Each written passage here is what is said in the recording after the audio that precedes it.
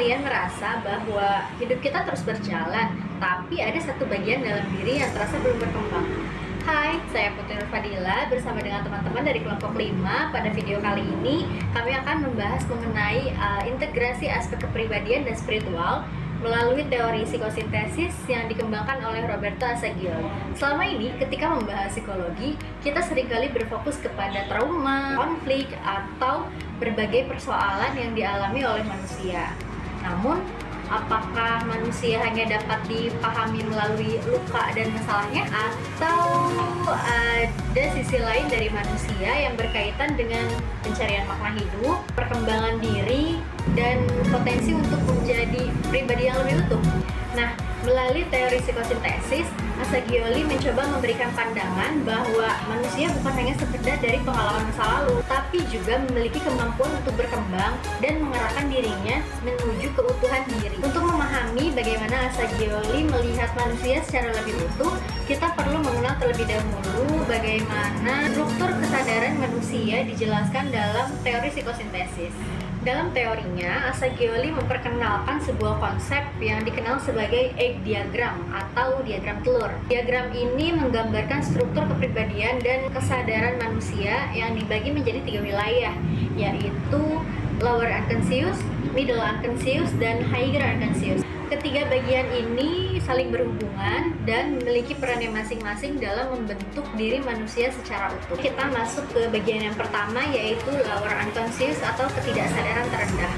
Lower unconscious merupakan bagian dalam diri yang berisi pengalaman-pengalaman yang lebih dalam, terutama pengalaman tersebut berkaitan dengan luka masa lalu, konflik, dan dorongan dasar manusia. Bagian ini dapat diartikan sebagai tempat penyimpanan berbagai pengalaman yang pernah kita alami, tetapi tidak selalu kita sadari keberadaannya. Misalnya, seseorang yang pernah mengalami penolakan ketika di masa kecilnya, dia akan menyimpan rasa takut untuk diterima oleh orang lain. Meskipun kejadian itu sudah berlalu cukup lama, tapi tanpa disadari, hal ini dapat mempengaruhi bagaimana cara kita menilai, cara kita melihat diri kita, dan cara kita berinteraksi atau berhubungan dengan orang lain. Dalam pandangan Assagioli sendiri, lower unconscious ini bukan sesuatu yang harus dihindari atau ditolak. Justru kita harus mengenali dan memahami, karena dengan kita menyadari pengalaman tersebut, seorang dapat mulai melakukan proses integrasi terhadap dirinya. Selanjutnya, yang kedua adalah middle unconscious atau ketidaksadaran tengah. Jika lower unconscious itu berkaitan dengan pengalaman-pengalaman yang lebih dalam dan seringkali tidak kita sadari, justru middle unconscious ini sangat dekat dengan kehidupan sehari-hari. Bagian ini berisi pengalaman, bakat, dan keterampilan yang dimiliki. Middle unconscious ini menjadi tempat untuk berbagai hal yang dapat muncul ke dalam kesadaran dan membentuk individu. Contohnya, orang yang sedang belajar berbicara di depan umum, pada awalnya pasti akan merasa gugup, pasti akan merasa khawatir, tapi melalui latihan dan pengalaman, seiring berjalannya waktu, kemampuan tersebut menjadi lebih terbentuk dan menjadi bagian yang ada di dalam diri. Hal ini dapat menunjukkan bahwa pengalaman dan pembelajaran memiliki peran dalam membentuk cara seseorang berpikir, bertindak, dan mengenali dirinya sendiri. Di bagian yang terakhir ada higher unconscious atau ketidaksadaran tertinggi. Berbeda dengan lower unconscious yang berkaitan dengan luka dan konflik, higher unconscious ini justru menampilkan sisi positif dan potensi tertinggi yang ada dalam diri manusia. Bagian ini berkaitan dengan kreativitas, intuisi, inspirasi, idealisme, serta pengalaman spiritual seseorang. Assagioli melihat bahwa manusia tidak hanya memiliki kemampuan untuk memahami dan menyelesaikan permasalahan yang ada dalam dirinya, tetapi juga memiliki kemampuan untuk berkembang dan mencapai potensi terbaiknya. Misalnya, ketika seseorang memiliki keinginan untuk menciptakan sesuatu yang lebih bermakna, memiliki kepedulian terhadap orang lain, atau menemukan tujuan hidup yang lebih bermakna, hal tersebut berkaitan dengan perkembangan higher unconscious. Jadi, melalui konsep lower unconscious, middle unconscious, dan higher unconscious, Assagioli menunjukkan bahwa setiap manusia memiliki berbagai lapisan dalam dirinya. Ada bagian yang menyimpan pengalaman masa lalu dan luka yang perlu kita pahami, ada juga bagian yang berkembang melalui pengalaman dan pembelajaran, serta ada bagian yang menyimpan potensi terbaik untuk terus bertumbuh. Pemahaman mengenai ketiga lapisan inilah yang menjadi dasar untuk kita memahami konsep berikutnya dalam psikosintesis, yaitu higher self.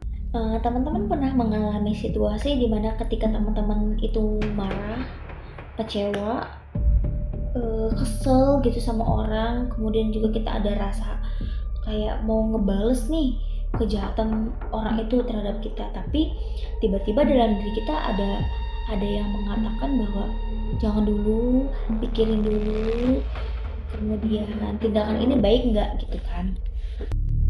Assalamualaikum warahmatullahi wabarakatuh. Halo semuanya, perkenalkan nama saya Vio Alfionita. Saya mahasiswa Universitas Teknologi Nusantara Bogor, program studi psikologi.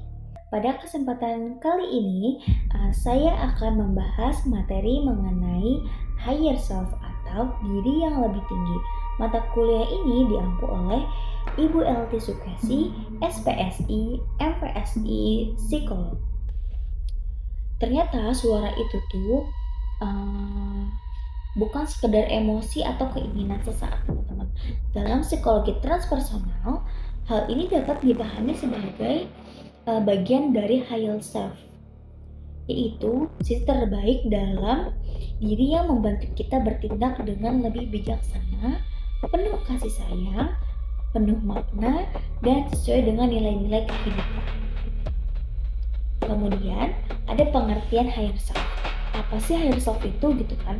Dari internet yang saya dapatkan, higher self ini adalah bagian terdalam dari diri manusia yang mencerminkan kebijaksanaan, kesadaran, kasih sayang, serta tujuan hidup yang lebih tinggi. Konsep ini banyak dijelaskan di teori psikosintesis yang dikembangkan oleh Roberto Assagioli. Jadi, menurut Roberto Assagioli, setiap manusia memiliki potensi untuk berkembang, bukan hanya mengatasi masalah psikologisnya aja, tapi juga mencapai pertumbuhan pribadi dan spiritual. Higher self ini menjadi pusat yang membimbing seseorang agar mampu mengenali jati dirinya secara utuh. Dalam konsep higher self ini ada 3 diri dalam kehidupan seseorang manusia. Yang pertama, the actual self, atau diri sebenarnya yang berpikir, merasa, dan hidup. Kemudian yang kedua ada the body self, tubuh fisik yang sebagai penyokong eksisten kehidupan. Kemudian yang ketiga ada the higher self, atau sesuatu yang lebih tinggi melampaui kehidupan itu sendiri. Sebelum lanjut ke penjelasan higher self tadi, di sini aku mau sedikit memperkenalkan Roberto Assagioli itu. Assagioli itu siapa gitu kan? Roberto Assagioli adalah psikiater asal Italia yang lahir pada 27 Februari tahun 1888 dan meninggal pada tanggal 24 Agustus tahun 1974. Ia dikenal sebagai psikosintesis, pendekatan psikologi yang tidak hanya fokus pada masalah mental, tetapi juga berkembang, tapi juga pengembangan potensi makna hidup dan sisi spiritual manusia. Awalnya, Assagioli mempelajari psikoanalisis dari Sigmund Freud. Namun, dia merasa pendekatan itu terlalu menekankan konflik dan masalah. Sehingga ia mengembangkan cara pandang baru yang melihat manusia sebagai pribadi yang bisa terus berkembang. Kemudian konsep higher self menurut Roberto Assagioli ini bagian terdalam dan tertinggi dalam diri manusia. Sumber kebijaksanaan, kasih sayang, nilai positif, dan arah hidup. Higher self ini bukan suatu di luar diri kita, melainkan sudah ada dalam setiap orang. Tapi sering sering tertutup oleh ego, emosi, rasa takut, atau pengalaman hidup. Saat seseorang mulai mengenal higher self, dia cenderung lebih bijak dan tenang, mampu menjalani hidup dengan lebih bermakna. Kemudian, bagi Assagioli, tujuan perkembangan manusia ini bukan hanya mengatasi masalah psikologisnya aja, tapi juga menyelaraskan seluruh kepribadian dengan higher self agar menjadi manusia yang utuh. Ciri-ciri higher self, yang pertama itu lebih tenang ketika menghadapi masalah, kemudian juga tidak mudah dikendalikan oleh emosi, kemudian juga mampu mengambil keputusan berdasarkan nilai dan eee, dalam hati nurani.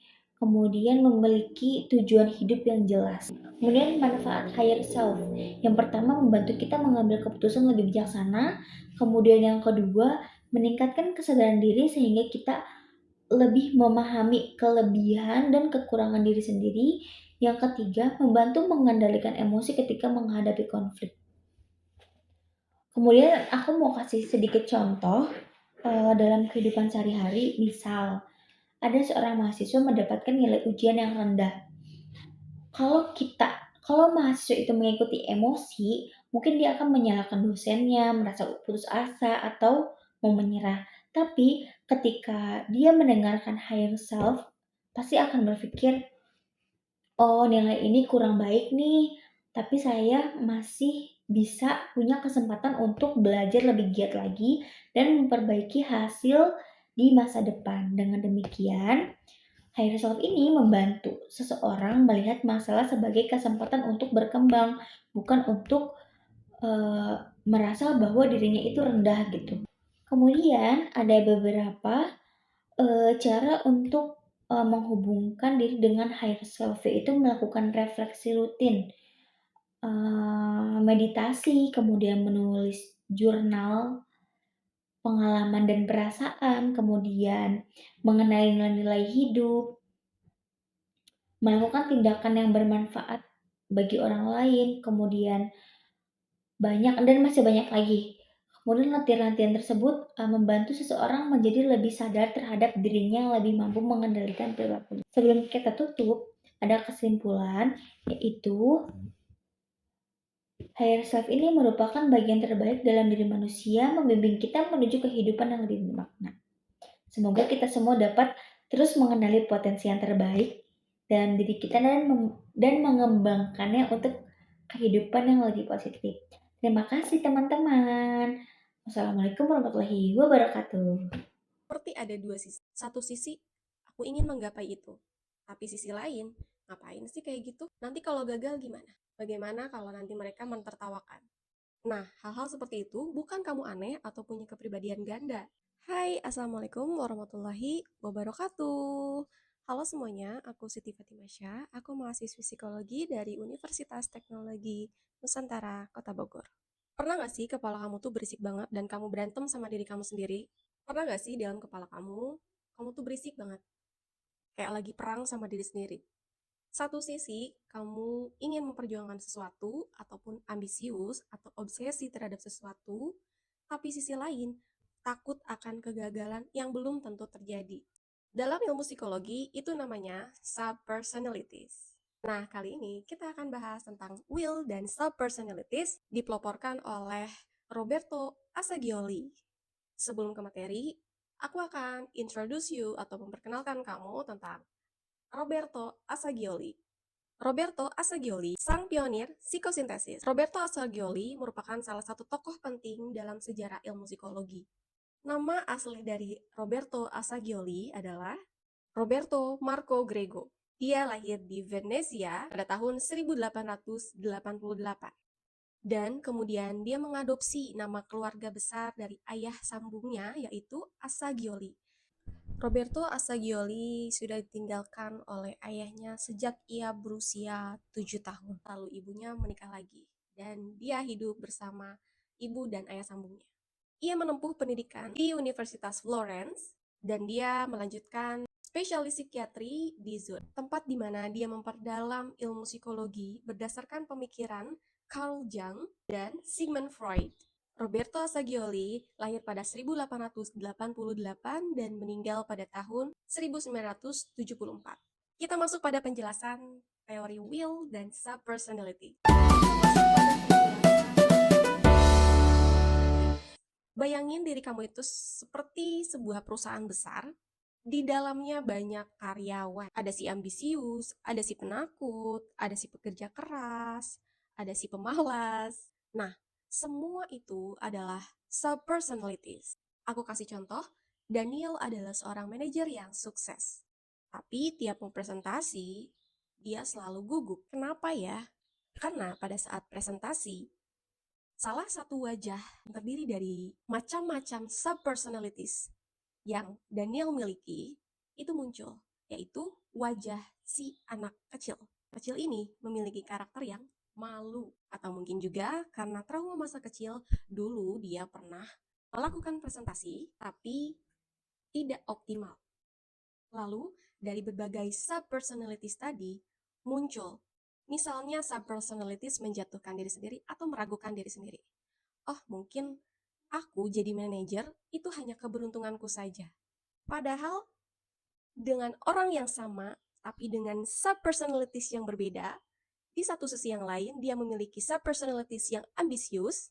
Justru karena si ambisius inilah yang membuat Daniel bisa mencapai puncak karirnya. Terus, gimana caranya supaya kita gak dibajak oleh si wajah, si penakut, dan si meragukan diri sendiri itu? Roberto Assagioli, bapak psikosintesis, punya jawabannya. Cara yang pertama, kamu punya yang namanya DI atau pusat. Bayangin, kamu adalah sopir bis, DI atau pusat diri, dan tangan kamu ini adalah the wheel atau kehendak, atau yang memegang setir, atau yang memegang keputusan. Banyak orang yang salah paham, mereka pikir untuk membuat diri kita lebih tenang dengan cara membunuh karakter salah satu subpersonalities yang ada dalam diri kita. Misalnya mereka membunuh rasa takut atau rasa kritis terhadap diri sendiri. Padahal tidak seperti itu caranya. Caranya harus disidentifikasi. Ini cara yang kedua. Roberto bilang, I have but I'm not. Misalnya, saya cemas, tapi kecemasan itu bukan saya. Saya hanya seseorang yang sedang merasa cemas, dan kecemasan ini sementara dan akan hilang. Dengan kamu berbicara seperti itu, kamu sedang memberikan jarak antara diri kamu dengan apa yang sedang kamu rasakan. Nah, dengan membuat jarak seperti itu, kamu tidak akan tenggelam lagi dengan emosi yang sedang kamu rasakan. Oh, si penakut ini lagi muncul nih. Karena kamu sadar, kamu bisa bilang sama si rasa takut ini, tenang ya, duduk manis di bangku penumpang. Saya yang pegang setir, saya akan presentasi sekarang dengan penuh rasa percaya diri. And FYI, disclaimer ya, subpersonalities ini berbeda dengan kepribadian ganda. Dissociative Identity Disorder. Kalau subpersonalities, kamu sopirnya. Walaupun penumpang ribut atau ID-ID, wajah-wajah, berbagai karakter yang kamu punya dalam diri kamu, tangan kamu tetap di setir dan tetap kamu yang mengambil keputusan. Tetap kamu kontrolnya. Tapi kalau di ID, Dissociative Identity Disorder, tidak ada pusat kendali yang stabil, tidak terkendali, berpindah-pindah secara random dari satu identitas ke identitas lainnya, atau dari satu wajah ke wajah lainnya, dari satu karakter ke karakter lainnya, seolah-olah tubuh kamu dihuni oleh berbagai macam orang. Jadi garis bawahi, subpersonalities, pusat kontrolnya tetap di kamu. Kalau dissociative identity disorder, tidak ada pusat kontrol diri. Jadi mulai sekarang, kalau kepala kamu lagi berisik, ada suara-suara negatif di kepala kamu, gak usah khawatir lagi. Dan jangan langsung panik, kamu adalah sopirnya. Kamu yang pegang kendali. Jangan biarkan penumpang-penumpang kamu yang ngatur mana arah hidup kamu. Kalau kamu masih bingung, aku ajarin lagi bagaimana tahapan alur menangani subpersonalities. Kata Roberto Assagioli, yang pertama adalah recognition atau mengenali. Menyadari bahwa Allah menganugerahkan kepada diri kita dengan berbagai subpersonality atau identity atau ID. Yang kedua adalah penerimaan. Menerima dan mengakui bahwa diri kita memiliki ID yang tidak baik. Misalnya, kita tahu bahwa diri kita itu penakut atau sering meragukan diri sendiri. Di step yang kedua ini, Asagioli mengajak kita semua juga untuk berefleksi. Kenapa Tuhan menanamkan rasa takut ini pada diriku? Ternyata rasa takut ini juga akan membantuku untuk melindungi diri kita terhadap resiko-resiko. Membuat kita menjadi lebih berhati-hati. Step yang ketiga adalah coordination atau koordinasi. Menggunakan will untuk mengatur kapan subpersonalities ini tampil atau mendominasi diri kita. Menggunakan will untuk mengatur kapan subpersonalitas atau subpersonality dalam diri kita tertentu yang mana yang boleh tampil.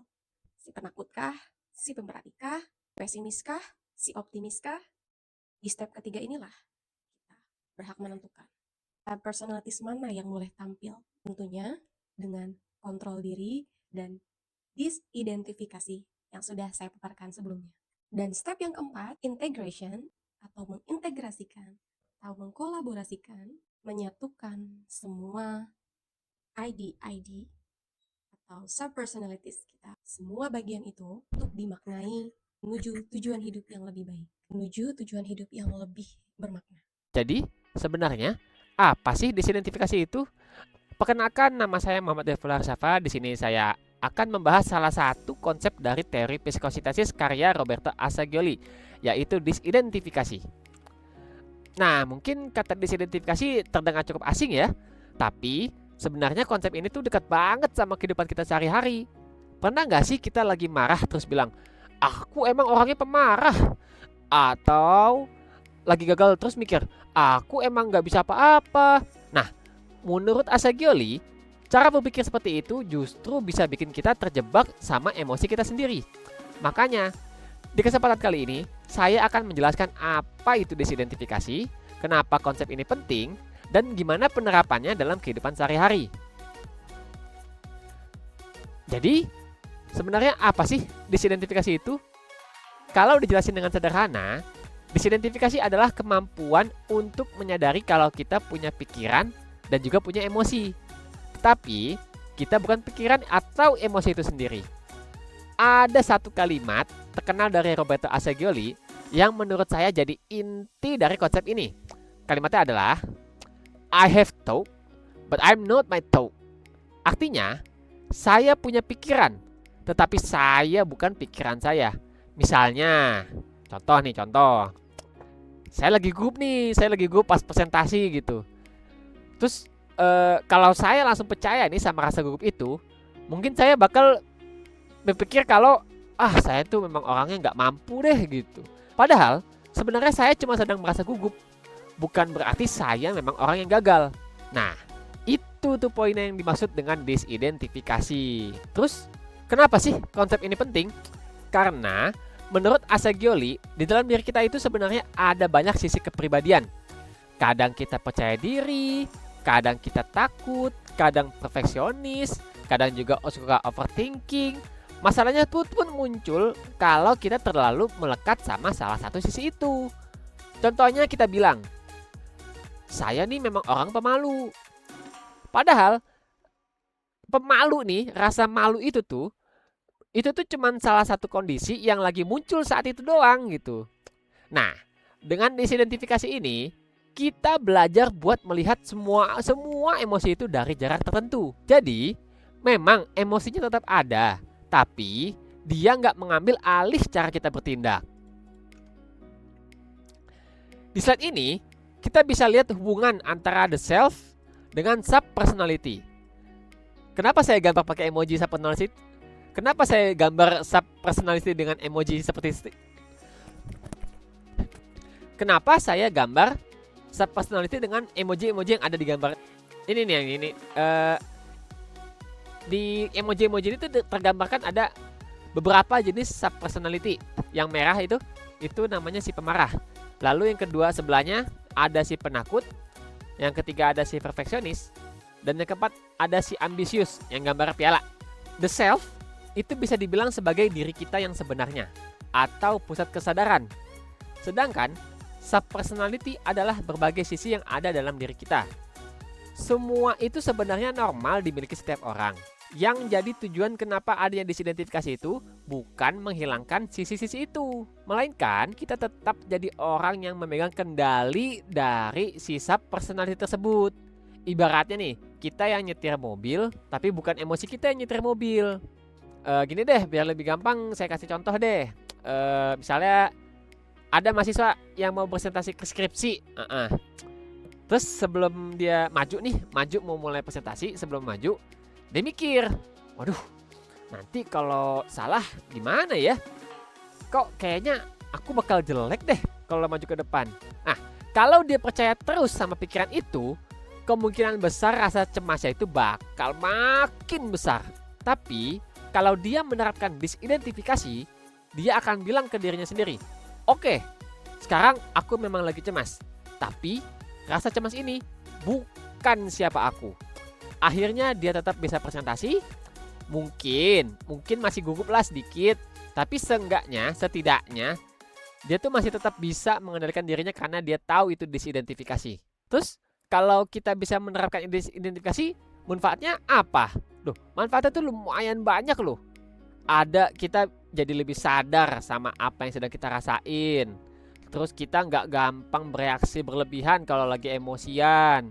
Kita tuh bisa mengambil keputusan yang biasanya kayak asal usul ngambil keputusannya nggak jelas gitu. Jadi bisa lebih rasional lah ngambil keputusannya.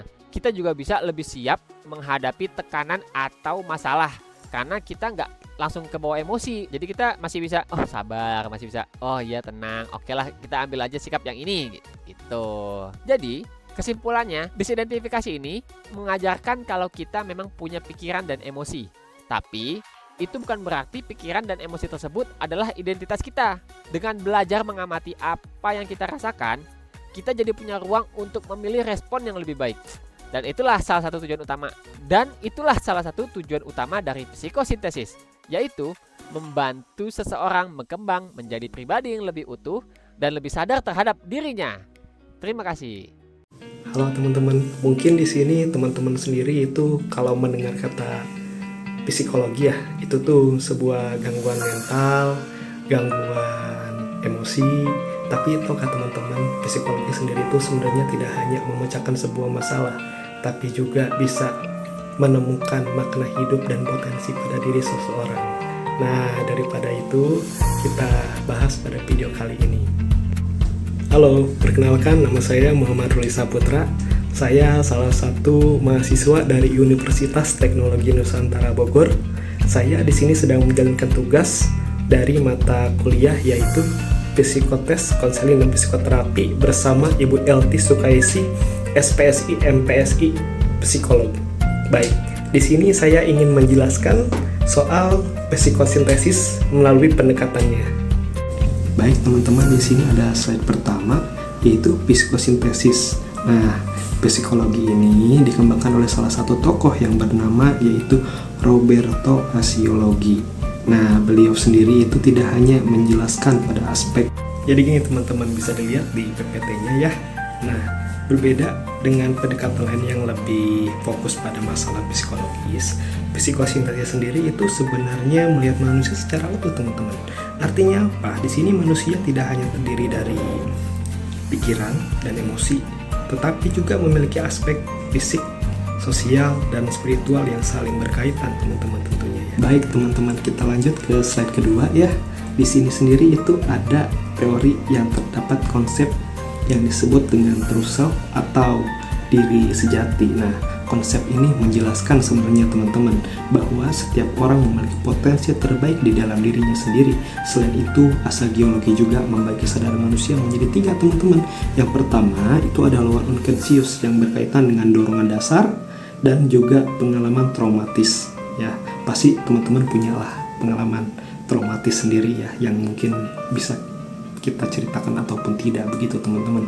Terus yang kedua ada model unconscious yang berisi aktivitas sehari-hari, entah itu seperti aktivitas di sekolah, di kampus, ataupun di kantor ya, tempat teman-teman bekerja. Lalu yang ketiga ada higher unconscious, yaitu yang berkaitan dengan kreativitas, intuisi, dan nilai spiritual teman-teman. Artinya apa di sini? Nilai spiritual itu seperti teman-teman beribadah dan berpandangan seperti apa terhadap Tuhan. Lalu juga ada intuisi dan kreativitas, itu seperti teman-teman apapun yang teman-teman pikirkan, nah itulah yang akan diterapkan pada teori kali ini teman-teman, seperti itu.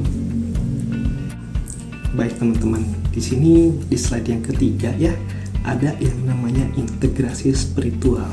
Nah, di sini sendiri itu yang membuat pendekatan ini unik itu sebenarnya adanya integrasi antara psikologi dan spiritualitas. Nah, dalam psikosintesis sendiri itu sebenarnya pengalaman spiritual dianggap sebagai bagian penting dari perkembangan seseorang teman-teman. Kenapa? Karena bahkan ketika seseorang mengalami krisis hidup, entah itu dari keluarga, keuangan, mentalitas, trauma, maupun hal-hal yang tidak baik di dalam hidupnya teman-teman, kondisi itu dapat menjadi kesempatan untuk lebih mengenal diri dan berkembang tentunya teman-teman ya, menjadi pribadi yang lebih matang. Lalu teman-teman di slide keempat ini ada yang namanya teknik dan peran konselor teman-teman. Tapi di dalam penerapannya ya teman-teman, terdapat beberapa teknik yang digunakan. Di antara itu seperti meditasi, visualisasi, latihan mengenali sub kepribadian, dan mungkin juga ibadah ya. Bagi teman-teman yang muslim mungkin menjalankan yang namanya itu sholat tahajud, itu salah satunya teman-teman. Nah, di sini juga tentunya bisa menulis jurnal refleksi teman-teman, yang artinya itu apa yang kita rasakan dalam batin kita ya, pikiran kita itu dituliskan gitu teman-teman, agar hal-hal yang mungkin tadinya terpendam ya, dan hanya cukup kita yang tahu itu bisa dikeluarkan teman-teman.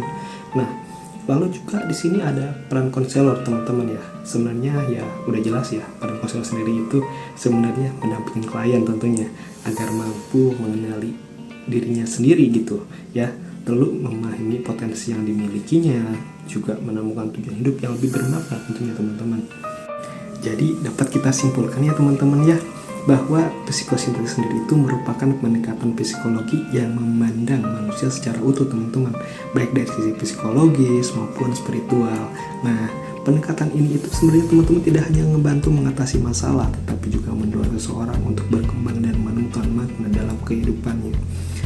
Terima kasih banyak sebelumnya telah menyimak teman-teman semua ya. Wassalamualaikum warahmatullahi wabarakatuh.